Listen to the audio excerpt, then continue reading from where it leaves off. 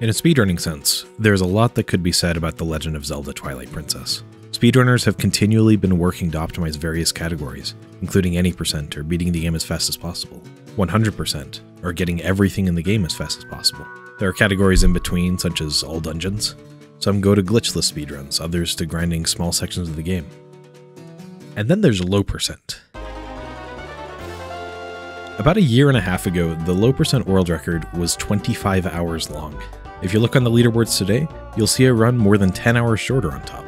Big time saves aren't a new thing in speedrunning, but shaving 10 hours off of a run is nearly unheard of. So how did this happen? First, what is low percent? The concept of low percent is simple: beating the game as fast as possible, with the restriction that the runner must also collect the fewest things possible. In Twilight Princess, these things can vaguely be stated as items, collectibles, and portals. So how is skipping things slower?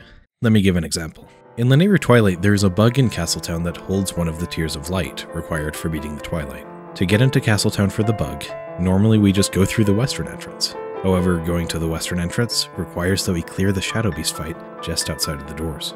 In order to skip this fight and the portal we unlock with it, the best way we know of is taking Epona out of bounds just outside of Kakariko Village and riding to the eastern entrance instead. This process ends up being a few minutes slower than entering Castletown the normal way, and every time we need to go back to Castletown, we need to go through Fire's Cannon and then dash up to Castletown, which is not very fast. That's one of the tamer things that ends up being skipped in low percent. The whole reason that low percent is longer than any other Twilight Princess category is because of 3 Poes and a small key in Arbiter's Grounds. We need to defeat these Poes to open the gate to the second half of the dungeon, but in low percent we have other ideas. We instead pick up a rupee and stare at it for a long time, then press A and voila, we're clipped through the wall.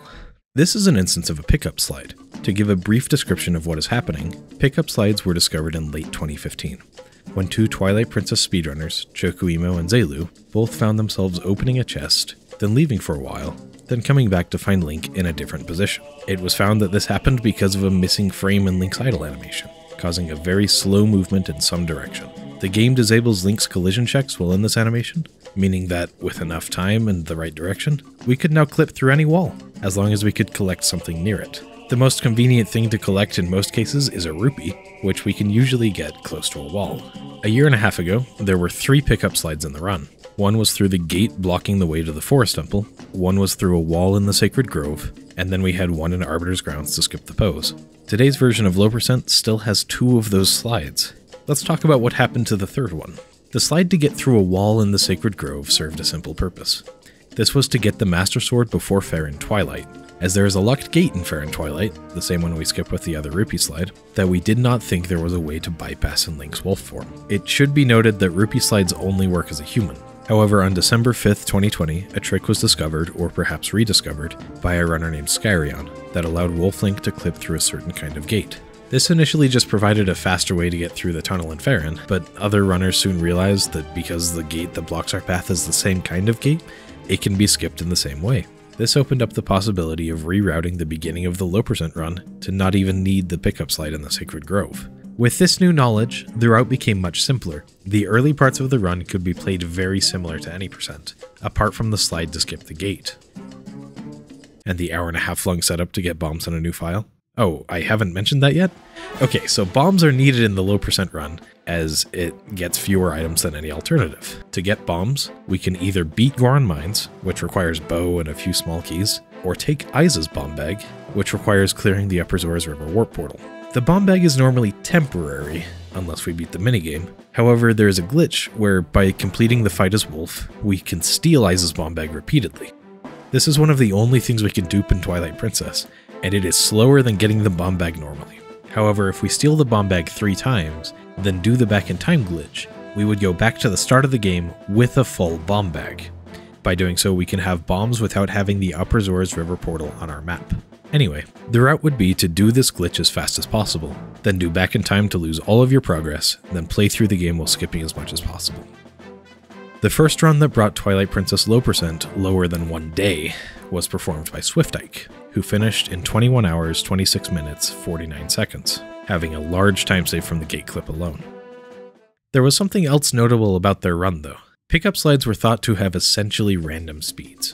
There were some oddities about it though. There only seemed to be a few possible speeds for them to be. For example, the fastest the slide through the Poe Gate in Arbiter's Grounds had been, up to this point, was 13 hours and 16 minutes, with a speed of 0.000733 in-game units per second. SwiftIke's run, though, had this. We use a cheat code to display our coordinates on screen, and we can determine the speed by finding the difference between the Zmax listed on screen, which refreshes every second. In this case, the speed was 0.000987 units per second, a whopping 37% faster than we knew was possible. Optimally, this speed could result in saving 3.5 hours off of the run, if we could figure out a way to get it consistent. Then began the research.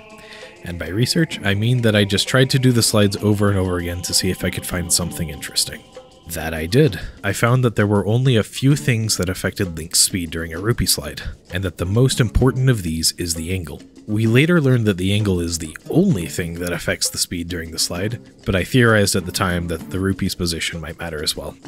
So, throwing myself at the gate slide over and over again, I found a fairly general set of angles that gave a good speed. The setup was rudimentary, but it was better than not having a setup at all. I later discovered a better setup, which would give a specific angle, granting the fastest possible speed, as long as the rupee landed in a good spot. We also researched how early we could press A to end the slides. Previously, the gate slide had lasted about 2.5 hours, but we found that with the fastest speed, we could do this in as low as 1 hour and 13 minutes, cutting the slide time effectively in half. Happy with what I had found for the gate slide, I moved on to the post slide. I knew that there was a faster speed than I had always gone for, and that the speed would save 3.5 hours if I could find a setup. But I had seen the fastest speed possible only once, in SwiftIke's run. And the angle used in that run was very unoptimal, essentially going sideways into the wall. I wanted to find something with Link's back against the wall, but having no reference point, I was just left to test angle after angle. I tested 117 angles in total, until finally discovering one that would give the fastest speed. With the help of Link 1183 and Jeezhs, we found a setup that we then optimized to be 100% consistent. Well, mostly 100% consistent. We later discovered that there is some RNG in how the rupee drops, which could add as much as half an hour to the slide. Having the setups for the pickup slides at my disposal, as well as the gate clip and Farron, I did a run and ended up with a 16:59:41, effectively cutting 8 hours out of the run, compared to what it was before these things were found. That run was very bad. It had a routing issue, it had poor execution throughout, it wasn't long before it was improved, and after 6 months, the record was held by Link 1183, who got a 15:42:59 with essentially the same route. That would have been where the story ended, but there was a new development for low percent in September 2022. Up to this time, the rule set said the following: beat the game from a fresh console boot, while getting as few items/collectibles/warp portals as possible. But, well, what is an item? The rule set didn't state what counted as items, collectibles, and warp portals, and some things were ambiguous. For example, when we do the trick to get bombs on a new file, it came with a second thing, a null item, which looks like a black rupee in the inventory. Was this an item? Or another example is the lent bomb bag, which can be stolen from Isa and then used, but it disappears whenever the runner save warps, dies, or beats a dungeon. The lent bomb bag isn't in our inventory at the end of the run. Does it count? The Twilight Princess moderators and runners of the category held a vote, and determined a clearer rule set. It's long enough that I won't read it out, but the general idea is that low percent would be determined by what Link has at the end of the game. In other words, the lent bomb bag wouldn't count. The null item mentioned before was also voted to not count. Small keys still count though.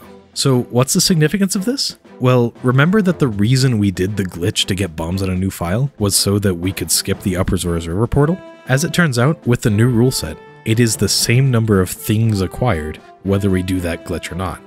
Because the lent bomb bag doesn't count toward the low percent total, we can simply exchange the full bomb bag for the Upper Zora's River portal and call it a day.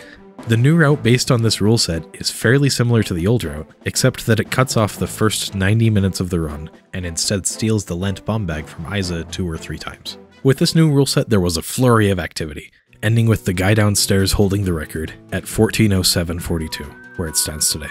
A sub 14 time should be possible, which is crazy to me, as someone who hoped to see the day that low percent would be finished in less than 24 hours. It's possible that low percent could become even crazier someday, with tricks that are currently too precise for humans to perform, such as skipping a small key in City in the Sky, and warping the City in the Sky cannon to Lake Hylia without getting the ability to warp through the map screen. For now though, I think low percent has reached a relatively stable point. If you would like to learn more about Twilight Princess Low percent, I would recommend this video from our friends over at Lowest Percent. Twilight Princess has lots of interesting categories like this one, so let me know in the comments if you would like to see more videos like this one. I'm Anarakis, and thank you for watching.